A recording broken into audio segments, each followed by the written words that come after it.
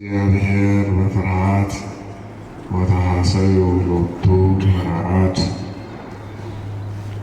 ለእግዚአብሔር በፍርሃት ሆናችሁ ተገዙለት፣ በረዓድም ሆናችሁ ደስ እያላችሁ አመስግኑት። የተከበሩ አባታችን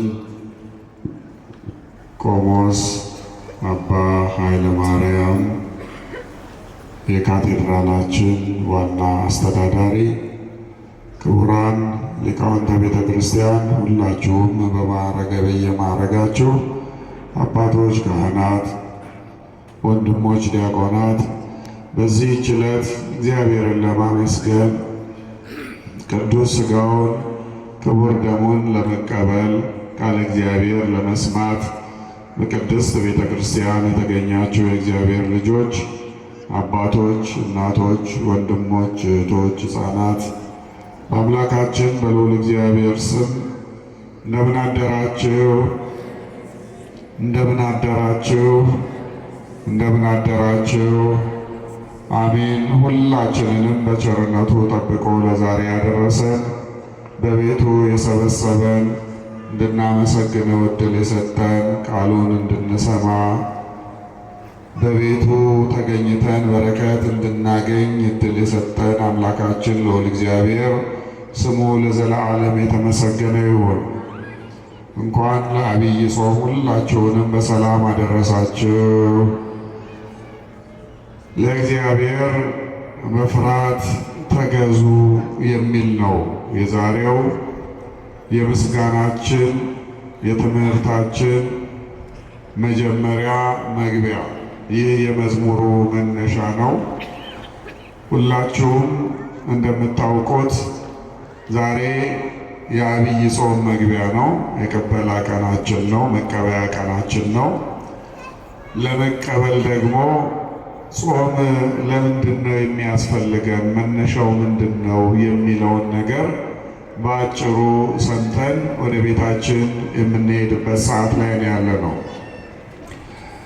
ሰው በተለያየ መንገድ አዋቂ ነኝ፣ ጥበበኛ ነኝ ሊል ይችላል። ሁላችሁም እንደምታውቁት አሁን በደረስንበት እንደው የሳይንስ አከፋፈልም በተለያዩ ጉዳዮች ጥናት ይደረጋል፣ ምርምር ይደረጋል። ሰዎች ያወጣሉ፣ ያወርዳሉ፣ ያነባሉ፣ ይመራመራሉ፣ ይጠያየቃሉ። በዚያም ጉዳይ ላይ አዋቂዎች ተብለው በተለያየ ጊዜ ምስክር ወረቀትም ይሰጣቸዋል፣ በአደባባይም ይመሰከርላቸዋል፣ ይነገርላቸዋል። ገሌ አዋቂ ነው፣ ገሌ ጥበበኛ ነው፣ ገሌ የተማረ ነው፣ ገሌ ሊቅ ነው እየተባለ ይነገርላቸዋል። ነገር ግን ከነዚህ ሁሉ ትምህርቶች፣ ዕውቀቶች፣ ጥበቦች በላይ የሆነው እግዚአብሔርን መፍራት ነው። በዓለም ላይ ከተነሱት ወደፊትም ከሚነሱት ጥበበኞች ሁሉ ታላቁ ጥበበኛ ጠቢቡ ሰሎሞን ነው። ታስታውሳላችሁ፣ ንጉሥ ዳዊት የሰሎሞን አባት ደገኛ ንጉሥ ነበረ። እግዚአብሔርን የሚፈራ ነቢይ የሆነ አስተማሪ የሆነ ሕዝቡን በአግባቡ የሚያስተዳድር በአግባቡ የሚመራ በተለያዩ ጉዳዮች የሚመሰገን ንጉሥ ነበር። እርሱ ሲሞት በእርሱ ወንበር ልጁ ሰሎሞን ተተክቶ እግዚአብሔር ተገለጠለት። እነሆ በአባትህ ዙፋን ላይ እንድትቀመጥ ዕድል ሰጥቼሃለሁ። ስለዚህ ምን እንዳደርግልህ ትፈልጋለህ? ምን እንድሰጥህ ትፈልጋለህ? ብሎ እግዚአብሔር ለሰሎሞን ጥያቄ አቅርቦለት ነበር። ሰሎሞን ምንድን ነው ያለው? ይህ ሕዝብ ታላቅ ሕዝብ ነው። አንተን የሚያከብር ለአንተ የሚገዛ በአንተ መንገድ የሚሄድ አባቴን የመሰለ ትልቅ ንጉሥ ሲመራው ሲያስተዳድረው የቆየ የኖረ ሕዝብ ነው። በዚህ ታላቅ ሕዝብ ላይ ነውና የሾምከኝ። እባክህ ይህንን ሕዝብ እንዳላሳዝን፣ በክፉ መንገድ እንዳልመራው፣ የሚያዝንበትን ነገር እንዳላደርግበት ማስተዋልን ስጠኝ፣ ጥበብን ስጠኝ ብሎ ነበር ጠቢቡ ሰሎሞን እግዚአብሔርን የጠየቀው። እግዚአብሔርን ምን ብሎ መለሰለት? ካንተ በፊት ከነበሩት አሁን በአንተ ዘመንም ካሉት ካንተ በኋላም ከሚነሱት ሰዎች ሁሉ እንዳንተ ያለ ጥበበኛ እንዳይነሳ አድርጌ ጥበብን ሰጥቻለሁ፣ ዕውቀትን ሰጥቻለሁ፣ ብልሃትን ሰጥቻለሁ ብሎ ለሶሎሞን ይህንን ታላቅ ስጦታ ሰጠው። ጠቢቡ ሰሎሞን እውነትም ጥበበኛ ሰው ነበረ።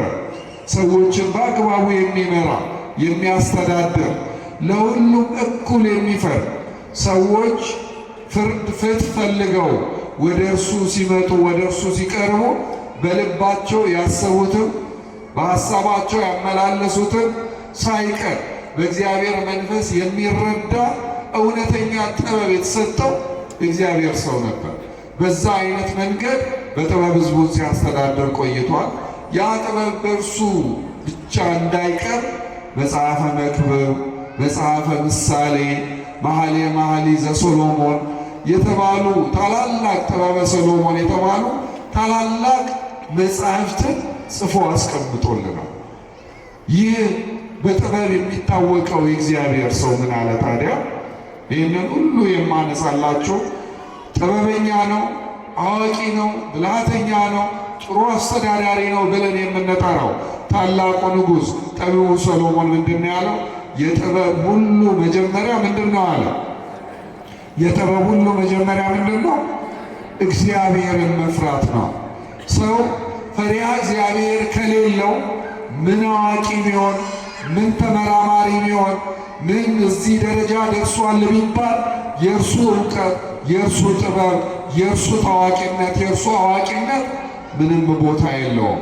ታውቃላችሁ፣ በዓለም ላይ ይህንን ተምረዋል፣ ይህንን ያውቃሉ፣ በዚህ ጉዳይ የተመሰገኑ ናቸው ተብለው የተመሰከረላቸው የተነገረላቸው ብዙ ሰዎች ፍጻሜያቸው አላማረ። በክፉ ነገር የተከሰሱ አሉ፣ ራሳቸውን ያጠፉ አሉ።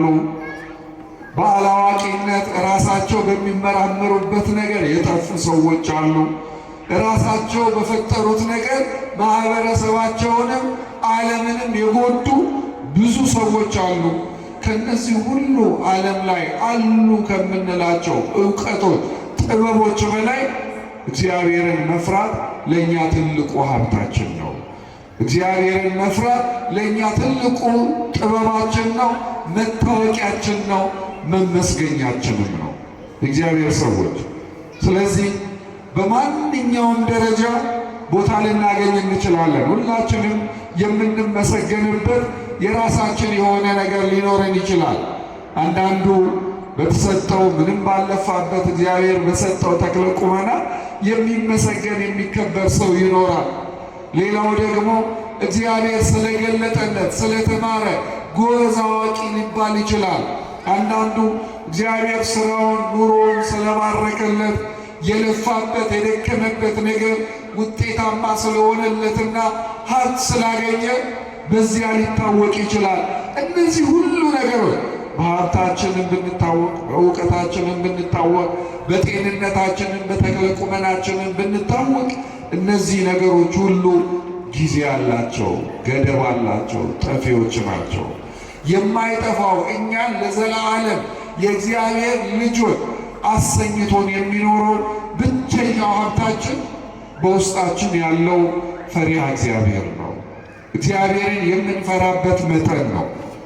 ለዚሁ ነው ንጉሡ ዳዊት በፍርሃት ሆናችሁ ለእግዚአብሔር ተገዙ ያለ። እግዚአብሔር አምላካችንን ከእኛ የሚፈልገው ቀዳሚ ነገር እርሱን እንድንፈራ፣ ለእርሱ እንድንታዘዝ፣ ከእርሱ ውጪ ወዴትም እንዳንሄድ ነው የሚፈልገው። ከአሰርቱ ትእዛዛት የመጀመሪያው ትእዛዝ እግዚአብሔር አምላክህን በፍጹም ልብህ፣ በፍጹም ሐሳብህ፣ በፍጹም ኃይልህ ውደድ፣ ከእግዚአብሔር በቀር ሌላ አምላክ አታምልክ የሚል ነው። ተመልከቱ፣ እግዚአብሔር አምላካችን እርሱ እንድንፈራው ይፈልጋል። እርሱ እንድናከብረው ይፈልጋል። በእርሱ መንገድ እንድንሄድለት ይፈልጋል። ትልቁ ሀብታችን ይሄ ነው። እግዚአብሔር ልጆች፣ እኛ ስለ ሌላ ጉዳይ ላይ ነው ትኩረታችንን የምናደርገው። ልጆቻችንን ብናሳድግ በጣም ብዙ ብር ከፍለን ገንዘብ ከፍለን ልብሳቸውን እንገዛላቸዋለን፣ የሚበሉትን የሚጠጡትን እናዘጋጃለን። ትልቅ የሚባለውን እኛም እንኳን ለራሳችን ያላደረግነውን ነገር እየከፈልን ወደ ትምህርት ቤት እንልካቸዋለን። እዚያም ተምረው ከመጡ በኋላ እቤትም እንደገና ሌላ ወጪ እያወጣን እንደገና እንዲያጠኑ፣ እንዲያነቡ፣ እንዲመራመሩ እናደርጋቸዋለን። ወደ ቤተ እግዚአብሔር አምጥተን ግን ቃለ እግዚአብሔር አናሰማቸውም። ቅዱስ ቁርባን እንዲቀበሉ አናደርጋቸውም። በፈሪሃ እግዚአብሔር እንዲያድጉ አናደርጋቸውም። በዛ ሁሉ ባለን ነገር በልብሳቸው ተደስተው በመብል በመጠጡ ተገንብተው እንደገና በላክናቸው ትምህርት ቤት አዋቂዎች ተብለው ቢወጡ እግዚአብሔርን ስላልያዙ በእግዚአብሔር መንገድ ስለማይሄዱ መጨረሻቸው አያምርም። እኛንም ያሳዝኑናል። የማንወደው ያላሰብነው ያልገመትነው ቦታ ላይ ተገኝተው ውስጣችንን ያሳዝኑናል። ስለዚህ ከሁሉም ነገር በላይ ከምናበላውም ከምናጠጣውም ከምናለብሰውም ከፍለን ከምናስተምረውም በላይ ትኩረት ልንሰጠው የሚገባው እግዚአብሔርን እንዲፈሩ በፈሪሃ እግዚአብሔር እንዲያድጉ እግዚአብሔርን እንዲያከብሩ ማድረጉ ላይ ነው። ለምን? እግዚአብሔርን የሚፈሩ እግዚአብሔርን የሚያከብሩ በእግዚአብሔር መንገድ የሚሄዱ ከሆነ እግዚአብሔር ሁሉንም ነገር ያከናውንላቸዋል። መንገዳቸውን ሁሉ ያቀናላቸዋል። የመጀመሪያው ትእዛዝ እንዳልኳችሁ እግዚአብሔርን በፍርሃት ሆነን እንድናመልክ በእርሱ መንገድ እንድንሄድ ነው። በአዲስ ኪዳንን መድኃኒታችን ኢየሱስ ክርስቶስ ከሕግጋት ሁሉ የትኛው ይበልጣል ተብሎ ሲጠየቅ ከሕግጋት ሁሉ የሚበልጠው በፍጹም ልብ በፍጹም ኃይል እግዚአብሔርን ውደድ፣ እግዚአብሔርን ፍራ፣ እግዚአብሔርን አክብር የሚለው ሕግ ነው።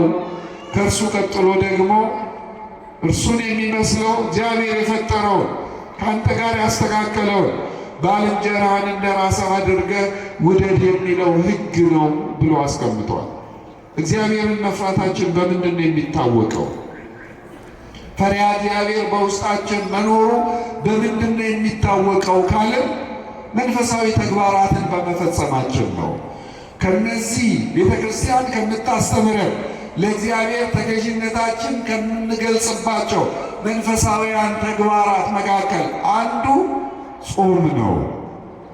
ጾም ለተወሰኑ ጊዜያት ከተወሰኑ አይነት ምግቦች ተከልክለን ወይም ደግሞ ራሳችንን ከምግብ ቆጥበን የምንቆይበት መንፈሳዊ ስርዓት ነው። መንፈሳዊ ስርዓት ነው። በዚህ ከምግብ በመከልከላችን ተመልከቱ፣ እግዚአብሔር በእኛ መራብ ደስተኛ ይሆናል ማለት አይደለም።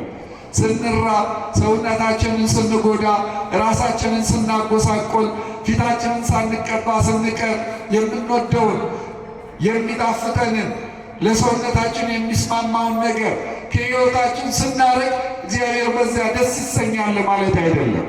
ተገዥነታችንን የምንገልጽበት አንዱ መንገድ ስለሆነ ነው። በጾም ወቅት አብዝተን እንጸልያለን። እኛ አሁን ከጠዋት እስከ ማታ ድረስ ብንጸልይ ብንቆም እርካታው፣ ውስጣዊ መንፈሳዊ ደስታው ለእኛ ነው የሚሆነው እንጂ ለእግዚአብሔር የምንጨምረው ነገር አይኖርም። ዕለቱን ሙሉ ስላመሰገን ነው በእግዚአብሔር ታላቅነት ክብር ላይ የምንጨምረው ነገር አለ? የለም። እግዚአብሔር ለዘላለም ታላቅ ነው። በክብር የሚኖር አምላክ ነው። ለምስጋና የፈጠራቸው መላእክት 24 ሰዓት ቅዱስ ቅዱስ ቅዱስ እያሉ የሚያመሰግኑት እውነተኛ ምስጋና ከመላእክት የሚቀርብለት እርሱ ለራሱ ከለያቸው ከቅዱሳን የሚቀርብለት እውነተኛ አምላክ ነው። ለዚህ አምላክ ጸሎታችንን የምናቀርበው ተገዥነታችንን ለመግለጽ ነው።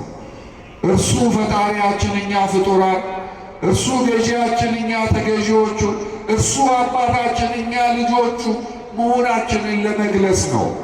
ምስጋናችን የእኛን ልጅነት የሚገልጽ ነው። ጾማችንን ልክ እንደዚሁ ለእርሱ ተገዥነታችንን የምንገልጽበት አንዱ መንገድ ነው።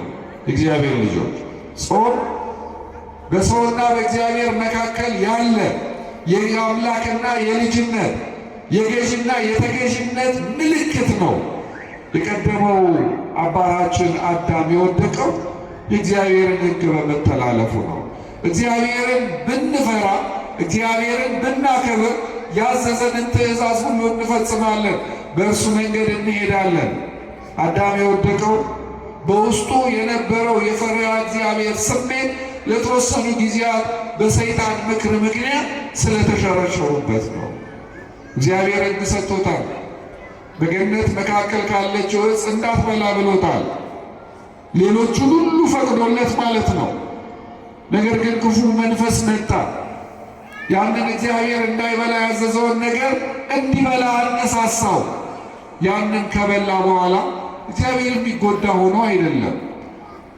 ሕግ በመሻሩ ግን ሰው ለእግዚአብሔር ያለው ተገዥነት እንደቀነሰ ጥያቄ ምልክት ውስጥ እንደገባ ስላወቀ ሰውን ቀጣው።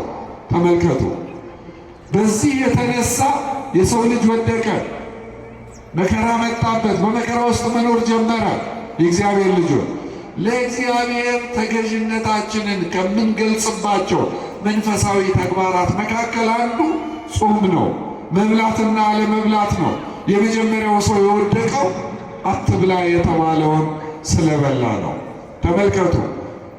በዚህ መንገድ የወደቀውን ሰው ለማንሳት የመጣው ከሰማይ የወረደው የእግዚአብሔር ልጅ ኢየሱስ ክርስቶስ መንፈሳዊ ተግባራቱን የጀመረው በአደባባይ የጀመረው በጾም ነው። በእስራኤል ልማድ ሰው ወደ መደበኛ ኃላፊነት የሚገባው 30 ዓመት ሲሞላው ነው፣ በወቅቱ በነበረው ልማድ። በዚያም የተነሳ መድኃኒታችን ኢየሱስ ክርስቶስ 30 ዓመት ሲሞላው በዮርዳኖስ ባሕር በዮሐንስ እጅ ተጠመቀ። ከተጠመቀ በኋላ አልዋለም፣ አላደረም። ወደ ገዳመ ቆሮንቶስ ሄዶ 40 ቀን 40 ሌሊት ጾመ። በዚያ ሲጸልይ ቆየ። እነዚያን 40 ዕለታትና 40 ሌሊቶች ከፈጸመ በኋላ ሲወጣ ጠላት መጣ፣ ፈተነው። ተመልከቱ። ነገር ግን ጾሞ ጸልዮ ስለወጣ የቀረቡለትን 3ቱንም ጥያቄዎች በድል ተወጣቸው። ሰይጣንን አሳፈረው። ከፊቴ ዞር በል ብሎ እንደ ትቢያ በኖ እንደ ጢስ ተኖ እንዲጠፋ አደረገው። መድኃኒታችን ኢየሱስ ክርስቶስ በዚህ ምድር ላይ መንፈሳዊ ተግባርን የጀመረው በመጾም ነው። እግዚአብሔር ሰዎች አሁን እኛ በሕይወታችን እንዲታዩ የምንፈልጋቸው በጣም ብዙ የመንፈሳዊነት መገለጫ ተግባራት ይኖራሉ። የነዛ ሁሉ መጀመሪያ ጾም ነው። ለጸሎትም ቢሆን የሚያግዘን፣ የሚረዳን፣ የሚያነሳሳን ጾም ነው። እንደው ሆዳችን ሞልቶ በልተን ጠጥተን ለጸሎት ብንቆምና ሆዳችን ባዶ ሆኖ ጾመኞች ሆነን ብንቆም በተመስጦ ስመ እግዚአብሔርን የምንጠራው በየትኛው ሁኔታ ላይ ስንሆን ነው? ስንጾም ነው። ሁላችሁም ታውቁታላችሁ። ስንጾም ልባችን ወደ እግዚአብሔር ይሰቀላል። እግዚአብሔርን የበለጠ መፈለግ ይጀምራል። ወደ እግዚአብሔር የበለጠ ያንጋጥጣል። መድኃኒታችን ኢየሱስ ክርስቶስ በዚህ አይነት መንገድ ነው ሥርዓትን የሰራለን። እርሱ 40 ቀንና 40 ሌሊት ጾመ። በሕይወት ዘመናችን ሁሉ እኛን የሚፈትኑ ከመንፈሳዊ መንገድ የሚያወጡ የእግዚአብሔር ልጆች መሆናችንን የሚገልጡ መንፈሳዊያን ሥራዎችን እንዳንሰራ የሚጻረሩን ርኩሳን መናፍስት ከሕይወታችን የሚርቁት የሚባረሩት በመጀመሪያ ደረጃ በጾም ነው። የጾመ የጸለየ ሰው ርኩሳን መናፍስትን ለመዋጋት ኃይል ይኖረዋል፣ ጉልበት ይኖረዋል። ክፉ መንፈስ እንዳንጾም ነው የሚፈልገው። ሁልጊዜ እየበላን እየጠጣን ደስ እንዳለን እንደጠገብን እንድንኖር ነው የሚፈልገው። የእኛ ሰው ምን ይላል? ሰው ከሰው ጋር ክፉ ደግም የሚነጋገረው አልፎም ተርፎ እርስ በርስ የሚያያዘው የሚሰናዘረው ሲበላ ሲጠጣ ነው፣ ሲጠግብ ነው። ምን ይባላል? ካልጠገቡ አይዘሉም፣ ካልዘለሉ አይሰበሩም ይባላል አይደል? ተመልከቱ። አንድ ሰው ክፉ ደግ ቢናገራችሁ እንደው ባዶ ሆዳችሁን ሳትበሉ ሳትጠጡ ቢናገራችሁና ከበላችሁ የምትፈልጉትን ከበላችሁ የምትፈልጉትን ከጠጣችሁ በኋላ ቢናገራችሁ እኩል የምትመልሱት በየትኛው ሲቹዌሽን ነው? ርቧችሁ ባዶ ሆዳችሁን ሆናችሁ ቢናገራችሁ ምንድን ነው የምትሉት? ተውት የክፉ መንፈስ ነው የሚያናግረው ብላችሁ ነው አለፍ ብላችሁት የምትሄዱት። እንደርሱ ከበላችሁ ከጠጣችሁት፣ ሰውነታችሁ ከሞቀስ፣ የምትፈልጉትን ነገር ካገኛችሁስ እንኳን ተናግሮን ይቅርና ገላመጠን በክፉ አየን ብላችሁ እንደምንድን ነው የምታይኝ ብለን መተናነቅ እንጀምራለን። ተመልከቱ፣ አለመብላት አለመጣጣት፣ በተለይም ለመንፈሳዊ ነገር አድልቶ ከምግብ ከመጠጥ ራስን ማራቅ መንፈስን ለእግዚአብሔር የምናስገዛበትን እድል የሚሰጥ ታላቅ ሀብት ነው። መድኃኒታችን ኢየሱስ ክርስቶስ ለዚህ ነው ጾምን በመጾም መንፈሳዊ ተግባርን በመፈጸም በምድር ላይ ያለውን የአደባባይ ስራውን የጀመረልን። ስራውን ከጀመረም በኋላ ሲያስተምረን ለመንፈሳዊ ሕይወታችን ጠቃሚ የሆኑ ነገሮችን ሲያስተምር ስትጾሙ እንደ ግብዞች አትሁኑ ብሎ የጾምን ስርዓትም ነግሮ ነው ያስተማረን የእግዚአብሔር ሰዎች። ስለዚህ ቤተ ክርስቲያን ትልቁ ሀብታችን እግዚአብሔርን መፍራት እንደሆነ ታስተምረናለች። እግዚአብሔርን መፍራት ከሚገለጥባቸው ተግባራት መካከል አንዱ ጾም ነው። ከምግብ መከልከል ነው። ሰው በመብላቱ የተነሳ ከገነት እንደተባረረ ሁሉ በጾም ከእግዚአብሔር ጋር እንደሚገናኝ መድኃኒታችን ኢየሱስ ክርስቶስ ከሰማይ የወረደው ዛሬ ዘወረደ ብለን ዕለቱን የምንሰይመው መድኃኒታችን ኢየሱስ ክርስቶስ እኛን ከወደቅንበት ለማንሳት እኛን ወደ ቀደመ ክብራችን ለመመለስ ከሰማያዊ ክብሩ ወደ ምድር እንደወረደ የምንናገርበት ስለሆነ ነው። ወርዶ ምንድን ነው ያስተማረን? መጾም መንፈሳዊ ስርዓት እንደሆነ፣ ጠላታችንን ክፉን መንፈስ ማሸነፍ የምንችልበትን ኃይል የሚያሰጠን ትልቅ ስርዓት እንደሆነ ነው ያስተማረን። በመጨረሻም እንዴት መጾም እንዳለብን ደግሞ ነገረን። ቤተ ክርስቲያን ይህንን እውነተኛ ስርዓት ከጌታችን ከመድኃኒታችን ከኢየሱስ ክርስቶስ ተቀብላ በዓመቱ ውስጥ የተለያዩ ጊዜያትን ለጾም ደንግጋ ራሳችንን ከእግዚአብሔር እንድናገናኝ ወደ እግዚአብሔር የበለጠ እንድንቀርብ ከሥጋዊ ነገር ይልቅ ለመንፈሳዊ ነገር እንድናደላ በማስተማር ጾምን ታስተምረናለን። ከነዚህ በዓመት ውስጥ እንድንጾማቸው ቤተ ክርስቲያን ከደነገገችልን በቀኖና ካስቀመጠችልን 7 አጽዋማት መካከል አንዱ ይህ ዛሬ የምንጀምረው የጌታ ጾም ብለን የምንጠራው የንጉሳችን ጾም ብለን የምንጠራው ጾመ ውዳዴ ወይም ጌታ የጾመው አብይ ጾም የታላቁ አምላክ የታላቁ ጌታ የኢየሱስ ክርስቶስ ጾም ጾመ ኢየሱስ አብይ ጾም ብለን የምንጠራው ነው። ይህንን ጾም የምንጾመው እንዳልኳችሁ ውስጣችን ያለው ፈሪሃ እግዚአብሔር የበለጠ እንዲጠነክር ወደ እግዚአብሔር እስከሚያቀርበን ድረስ እንዲያደርሰን ራሳችንን ለማዘጋጀት ነው። እግዚአብሔር ልጆች ቤተ ክርስቲያን ይህንን ከጌታችን ከኢየሱስ ክርስቶስ ተምራለን። እርሱ ጾሞ ነው ስራውን የጀመረው። እኛም መንፈሳዊ ስራችን እንዲከናወንልን ሁላችንም ብዙ ሀሳብ ይኖረናል። ንስሐ ያልገባን ሰዎች ንስሐ ለመግባት ጠዋት ማታ እናስባለን። ንስሐ ገብተን ቅዱስ ቁርባንን ለመቀበል ራሳችንን እናዘጋጃለን። ነገር ግን በዚህ አይነት መንገድ እንዳንሄድ እንቅፋት የሚሆኑብን መሰናክል የሚሆኑብን ከእግዚአብሔር መንገድ የሚያርቁን የተለያዩ መካሪዎች ይኖራሉ። የተለያዩ እንቅፋት ፈጣሪዎች ይኖራሉ። የተለያዩ በዙሪያችን መንፈሳዊ ማንነታችንን የሚፈትኑን ነገሮች ወይም ሰዎች ሊኖሩ ይችላሉ፣ በክፉ መንፈስ የተላኩ። እነዚህ ሁሉ ማሸነፍ የምንችለው ራሳችንን ማንነታችንን በመንፈሳዊ ስርዓት አድርገን ለእግዚአብሔር ስናስገዛ ነው። በፈሪሃ እግዚአብሔር ሆነን እግዚአብሔርን መከተል ስንጀምር ነው። እግዚአብሔር ልጆች ጾም መንፈሳዊ በረከትን የምናገኝበት ትልቅ ስርዓት ስለሆነ ቤተ ክርስቲያን እንዳልኳችሁ በቀኖና ደንግጋ እንድንጾም ታደርገናለን።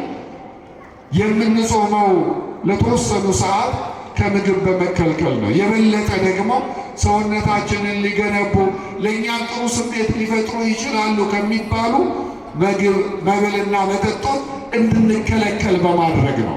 እነዚህን ሁሉ ነገሮች ከሕይወታችን ስናርቅ በመጀመሪያ ደረጃ በመግቢያው ላይ እንዳልኳችሁ ከነዚህ በመከልከላችን እኛ ገዢ አባት ፈጣሪ እንዳለን አውቀን ለእሱ ተገዥነታችንን የምንገልጽባቸው አንድ ስርዓቶች ናቸው። በሁለተኛ ይህንን ተገዥነታችንን የምንገልጽበት ነው ብለን ሁልጊዜ የምንናገረው ለምንድን ነው? አንዳንድ ጊዜ እንድንጾም የማንገደድባቸው ሁኔታዎች ሊፈጠሩ ስለሚችሉ ነው። ለምሳሌ አራስ ቤት ያሉ እናቶች አይጾሙ፣ ወይም ደግሞ በጣም በከባድ ሁኔታ ተይዘው ሕክምና ላይ ያሉ ሰዎች አይጾሙ። ተመልከቱ። እነዚህን ሁሉ ከእነዚህ ያራቀችው ቤተክርስቲያን ለምንድን ነው? ጾም ልክ በሥላሴ ማመን አለብህ፣ የወላዲተ አምላክ የቅድስት ድንግል ማርያምን እናትነት አማላጅነት መቀበል አለብህ ብለን ትምህርት ሃይማኖት እንደምናስተምረው ስርዓቱን ወደ ሕይወታችን ስናመጣ ለእግዚአብሔር ተገዢ መሆናችንን የምንገልጽበት ነው እንጂ በሕይወታችን እስከ ዘላለም ድረስ ማይለወጥ አድርገን የምንቀበለው ግን አይደለም። ተመልከቱ።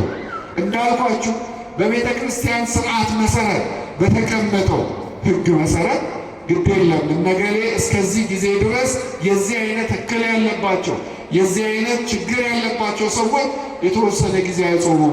ሲችሉ ከአባቶቻቸው ከአበ ነፍሶቻቸው ጋር ተነጋግረው በዚህ ጊዜ አብይ ጾም አልጾምኩም፣ በዚህ ጊዜ ጾመ ማርያም አልጾምኩም፣ ጾመ ነቢያት፣ ጾመ ሐዋርያት አልጾምኩም ብለው ኮምፐንሴት አድርገው በሌላ ጊዜ የሚጾሙበት ሁኔታ ግን ይፈጠርላቸዋል። ለምን? ለእግዚአብሔር ተገዥነታቸውን የሚገልጹበት መንፈሳዊ ስርዓት ስለሆነ። ስለዚህ እግዚአብሔር ሰዎች ሁላችንም ለእግዚአብሔር ከምንገዛባቸው መንገዶች አንዱ ጾም ነው። ይህንን ጾም ለእግዚአብሔር ተገዥነታችንን የምንገልጽበት ነውና እንዲሁ ዝም ብለን እስከ 6 ሰዓት እስከ 9 ሰዓት እስከ 11 ሰዓት በመጾም ብቻ አይደለም፣ እንዳቅማቸው በመጸለይም ነው፣ ቅዱሳት መጽሐፍትን በማንበብም ነው፣ ለመንፈሳዊ ተግባራት ቅድሚያ በመስጠትም ነው። ትላንት ትንሽ ነገር የምንመጸወት ከሆነ ዛሬ ጨምረን እየመጸወትን፣ ትላንት አጭር ጸሎት የምንጸልይ ከሆነ ዛሬ ረዘም አድርገን ደቂቃ ጨምረን እንድንጸልይ፣ ትላንት ሰዎችን በተለያዩ ነገሮች በጥቂቱ የምናግዝ ከሆነ ነገ የበለጠ አድርገን እያገዝን እየረዳን ነው ልንጾም የሚገባው። ጾም ብቻውን የሚከወን ነገር አይደለም። ከጸሎት ጋር ነው፣ ከምጽዋት ጋር ነው። መድኃኒታችን ኢየሱስ ክርስቶስም ሲያስተምር እንደዚሁ ነው ያደረገው። ስለ ጾም፣ ስለ ጸሎት፣ ስለ ምጽዋት አንድ ላይ አድርጎ ነው ያስተማረው። አይለያዩምና እነዚህ ሁሉ መንፈሳዊያን ተግባራት ደግሞ ለእግዚአብሔር ተገዥነታችንን የምንገልጽባቸው ነው። ስለዚህ ነገ የምንጀምረው ጸሎት፣ የምንጀምረው ጾም የጌታችን ታላቁ አምላክ መድኃኒታችን ኢየሱስ ክርስቶስ የጾመውን አብይ ጾም ነው የምንጀምረው። የእግዚአብሔር ልጆች የምንችል ሰዎች እያስቀደስን ከቤተ ክርስቲያን ሳንለይ እየጸለየን ስራ ቢበዛብን እንኳን ጠዋት ተሳልመን ኪዳን አድርሰን ምሳ ሰዓታችን ወጥተን ቤተ እግዚአብሔር ተሳልመን ከሚያስቀድሱ ሰዎች በረከት ተቀብለን ማታ ስንመለስ በቤተ እግዚአብሔር ተገኝተን ጸሎት አድርሰን ልንመለስ ይገባል። ይሄ ብዙ ሀብት የምንሰበስብበት መንፈሳዊ ወቅታችን ነው። እንዳያመልጠን፣ ሳንጠቀምበት፣ ከእግዚአብሔር ጋር ሳንገናኝበት፣ ወደ እግዚአብሔር የበለጠ ሳንቀርብበት እንዳያመልጠን ራሳችንን ልናዘጋጅ ይገባል። በፍርሃት ሆናችሁ ለእግዚአብሔር ተገዙ ብሏልና እግዚአብሔርን መፍራታችን ለእግዚአብሔር መገዛታችን የሚታወቀው ስርዓተ ቤተ ክርስቲያናችንን በማክበር ነው። ጾሙን በአግባቡ በመጾም ነውና በዚህ በምንጀምረው ጾም ብዙ በረከት ማግኘት እንድንችል አምላካችን ልዑል እግዚአብሔር ለሁላችንም ቅዱስ መንፈሱን ይላክልን፣ የሰማነውን ይባርክልን።